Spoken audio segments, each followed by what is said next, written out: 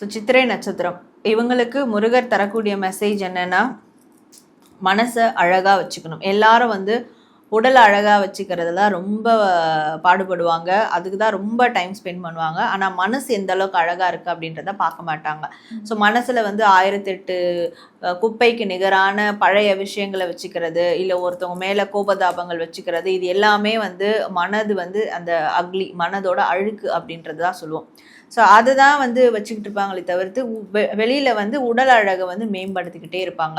ஆனால் முருகர் இங்கே தரக்கூடிய விஷயம், இந்த மாதம் நீ மனதில் இருக்கக்கூடிய எல்லா விதமான உன்னுடைய அழுக்கான விஷயங்கள் எல்லாமே அகற்றணும்.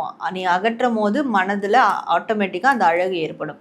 அந்த மனதில் அழகு வந்துருச்சுன்னா அது முகத்தில், சில பேருக்குலாம் முகம் தேஜஸாக இருக்கும். அது என்ன, ஏன் தேஜஸ், அதாவது அந்த தேஜஸாக இருக்கு ஏன் அப்படின்னு சில பேருக்கு புரியாது. எந்த மனிதர் முகத்தில் தேஜஸ் இருக்கோ அந்த மனிதரோட மனம் அழகாக இருக்குன்னு அர்த்தம். சுவாதி நட்சத்திரம் இவங்களுக்கு சிறுவாபுரி முருகர் தரக்கூடிய மெசேஜ் என்ன அப்படின்ற பார்க்கும்போது, இந்த உலகத்தில் எதுவுமே நிரந்தரம் இல்லை, கண்டிப்பாக எல்லாருக்கும் அது தெரியும். ஸோ இருந்தாலும் சில பேருக்கு நாம் உயிரோடு இருக்கிற வரைக்கும் நிரந்தரமாக சில விஷயங்கள் வந்துடாதா, பொருளாக இருக்கட்டும் மனிதர்களாக இருக்கட்டும் வந்துட மாட்டாங்களா அப்படின்ற ஒரு ஆசைகள் இருக்கும்.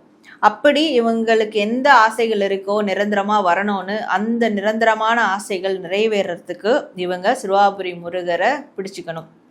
கண்டிப்பாக சிறுவாபுரி முருகரை போய் தரிசனம் பண்ணிட்டு வரலாம்.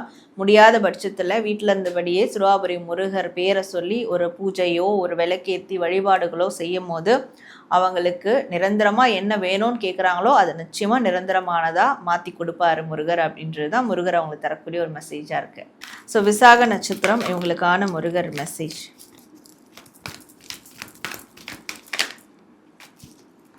ஸோ விசாக நட்சத்திரம் இவங்களுக்கு முருகர் தரக்கூடிய மெசேஜ் என்னன்னா, இவங்களுடைய இலக்கு சரியா இருக்கான்னு பார்க்கணும். எனக்கு இதுதான் ஆசை, இதுதான் என்னுடைய லட்சியம் அப்படின்னு இருக்காங்கன்னா, ஸோ அது தொடர்ந்து ஃபெயிலியர்ஸ் ஆகுதுன்னா அப்போ அந்த இலக்கு சரியா இருக்குதா, இல்லை அந்த இலக்கில் ஏதாவது ரீபில்ட் பண்ணணுமா அப்படின்றத பார்க்கணும். ஸோ அதை பார்த்துட்டாலே போதும், அது சரியா இருந்துட்டாலே போதும், இலக்கு சரியா இருந்துட்டாலே குறி தவறாது. அப்போ இவங்களுடைய இலக்கு சரியா அப்படின்றத ரீகன்சிடர் பண்ணக்கூடிய காலம் இந்த மாதம். முருகர் பேரால் அதை ரீகன்சிடர் பண்ணுறாங்கன்னா கண்டிப்பாக அந்த இலக்கு சரியானதா தப்பானதான்றது தெரிஞ்சிடும். தப்பாக இருக்குன்னா அதை சரி பண்ணிக்கிறதுக்கான முயற்சிகள் எடுக்கலாம். இல்லை எனக்கு இலக்கே இல்லைன்னா இந்த மாதம் இலக்கை உருவாக்கிக்கிட்டா இந்த மாதம் உருவாக்கக்கூடிய இலக்கு சரியானதாக இருக்குது.